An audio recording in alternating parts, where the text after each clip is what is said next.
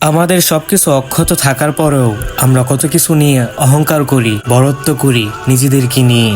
আমাদের লজ্জা থাকা দরকার। আসসালামু আলাইকুম, সবাই কেমন আছেন? আলহামদুলিল্লাহ, আমি ভালো রয়েছি। তবে আজকের যে বিষয়টা নিয়ে আপনাদের সম্মুখীন হয়েছি, এই বিষয়টাতে ভালো থাকার মতো মন মানসিকতা আমার নেই। আপনাদের কেমন আছে তা জানি না। যদি মন মানসিকতা খারাপ হয়ে থাকে তাহলে অবশ্যই কমেন্ট বক্সে এসে জানিয়ে যাবেন। এই সকল ব্যক্তিদের নিয়ে আপনার মতামতটা কি অবশ্যই কমেন্ট করে জানাবেন। আমার এই ছোট্ট পেজে ভিডিওর অংশটিতে যাকে আপনারা দেখতে পারতেছেন, এই ব্যক্তিকে নিয়ে বলার মতো কোনো ভাষা এবং যোগ্যতা আমার নেই। কারণ ওকে দেখার পর অহংকার, হিংসা, লোভ, লালসা কোনোটাই মনের মাঝে থাকে না। এতটা অসহায় এই ব্যক্তি, নিজের হাতে এক গ্লাস পানি নিয়েও খেতে পারে না, কিংবা নিজের হাতে খাবার খেতে পারে না। সে আমাদের মতো করে মন গড়া মতো চলাফেরা করতে পারে না। আমরা যেভাবে জীবনযাপন করি সে আমাদের মতো জীবনযাপন করতে পারে না। ওর বসে থাকাটাও অনেক কষ্ট হয়ে যায়, শুয়ে থাকাটাও হয়ে যায় জুলুম। তারপরেও কষ্টের দিন পার করে যাচ্ছে, আর্তনাদগুলো বলার মতো জায়গাও খুঁজে পাচ্ছে না সে। আমাদের সবকিছু অক্ষত থাকার পরও আমরা হিংসা, লোভ, লালসা, অহংকারী থেকে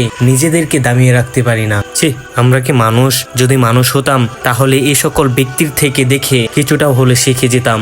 সর্বশেষে এটাই বলিব, অহংকার করিয়েন না। অহংকার করিলে ধ্বংস হয়ে যাবেন। আল্লাহ তাআলা সবাইকে বোঝার তৌফিক দান করুক। পাশাপাশি এই ভাইটাকে যেন আল্লাহ তাআলা কবুল করে নেন, নেক হায়াত দান করেন, সুস্থতাও দান করেন। আমিন।